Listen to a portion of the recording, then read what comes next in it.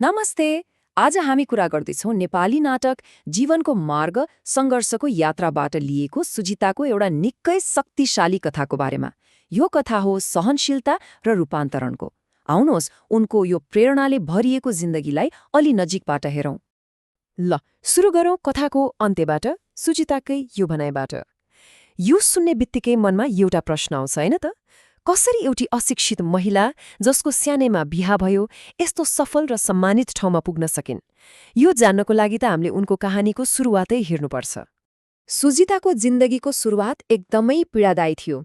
उनको बाल विवाह भयो अनि श्रीमान सोहन जड्याहा र हिंस्रक थिए। हरेक दिन उनको लागि अँध्यारो थियो। त्यसमाथि पनि सासु ससुराको व्यवहारले त उनको जीवन झनै जेल जस्तै बनाइदिएको थियो। अब हेर्नुस्, बिहे भनेपछि कस्तो कल्पना हुन्छ? एउटा मायालु घर, राम्रो परिवार, होइन त? तर सुजिताको वास्तविकता ठिक उल्टो थियो। उनले सोचेको एउटा कुरा थियो, तर भोग्नु परेको थियो अर्कै। हरेक दिन दुर्व्यवहार र निराशाको नरक। आफ्नो जिन्दगीमा उनको कुनै जोरै चल्दैनथ्यो। उनको श्रीमानका यी शब्दहरू सुन्दा नै थाहा हुन्छ उनको दिनदिनैको हालत कस्तो थियो भनेर। यो खाली शब्द मात्रै कहाँ थियो र?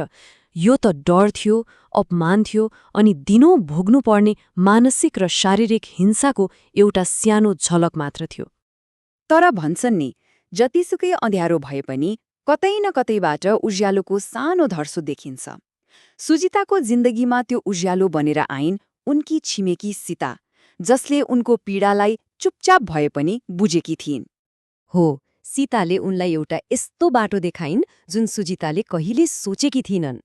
पढाइले आत्मनिर्भर बन्न सकिन्छ भन्ने कुरा उनका लागि बिल्कुलै नयाँ थियो।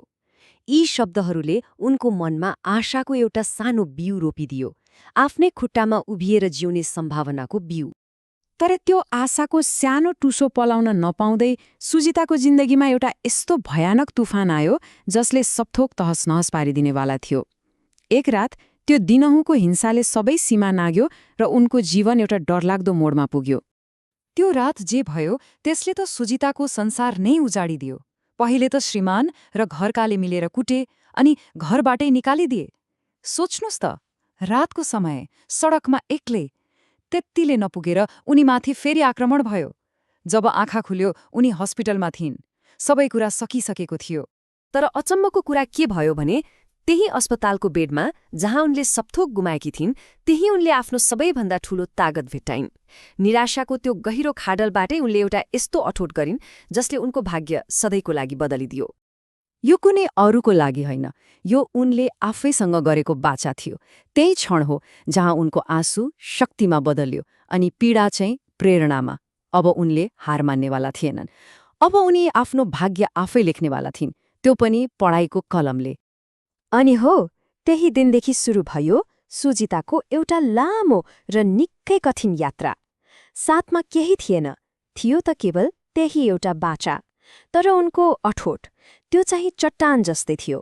उनले शून्यबाट एक्लै आफ्नो नयाँ जिन्दगी बनाउन सुरु गरिन्। सुरुवात कस्तो थियो होला कल्पना गर्नुस् त।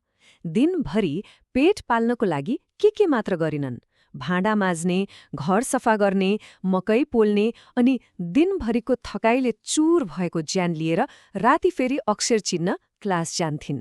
साँच्चै उनको त्यो परिश्रम र हिम्मतलाई मान्नै पर्छ। अब हेरौँ है उनको यो 22 वर्षको यात्रा। यो त कुनै फिल्मको कथाभन्दा कम छैन। कहाँ अक्षर नचिन्ने महिला, कहाँ सरकारी सचिव, बीचमा जिल्ला टप गरिन्, अफिसर भइन्। उनको हरेक सफलताको पछाडि कति धेरै मेहनत र सङ्घर्ष लुकेको छ हैन त? अब 22 वर्षपछि कथा एउटा यस्तो मोडमा आइपुग्छ जहाँ सबै भावनाहरू एकैचोटि बाहिर आउँछन्। यो हो उनको रिटायरमेन्टको कार्यक्रम, जहाँ उनी आफ्नो जिन्दगीभरको सङ्घर्षबाट पाएको ज्ञान सबैसँग बाँड्दै छिन्। उनले आफ्नो भाषण सुरु गर्दा उनको आवाजमा कुनै कमजोरी थिएन, कुनै गुनासो थिएन। उनी एउटा पीडितको रूपमा होइन, एउटा विजेताको रूपमा बोलिरहेकी थिइन्। उनले आफू र आफू जस्तै हजारौं महिलाहरूलाई सम्मान दिइन्। त्यो दिन उनले आफ्नो कहानी आफैले भनिन्, बिना कुनै डर। समाजले लुकाउन चाहने ती तीता सत्यहरू, जस्तै कुटाइले बच्चा गुमाएको कुरा, घरबाट निकालिएको कुरा, सबैको अगाडि निर्धक्क भएर राखिदिन्। उनले के देखाइन् भने उनको ताकत उनको दुःखमा, उनको घाउहरूमा पनि थियो। उनको सन्देश एकदमै सफा थियो। उनको सफलता कुनै चान्सले वा कसैको मायाले भएको होइन। यो त उनको आफ्नै भित्री शक्तिको नतिजा थियो। उनको आँट, उनको हिम्मत र त्यो कहिल्यै हार नमान्ने बानी हो, त्यसैले उनलाई यहाँसम्म ल्याइपुर्याएको हो। र अन्त्यमा सुजिताको यो कथाले हामी सबैको लागि एउटा प्रश्न छोडेर जान्छ। यदि हिम्मत र पढाइ सँगै भयो भने साँच्चै के कुरा सम्भव छ? कुन पर्खालहरू भत्काउन सकिन्छ?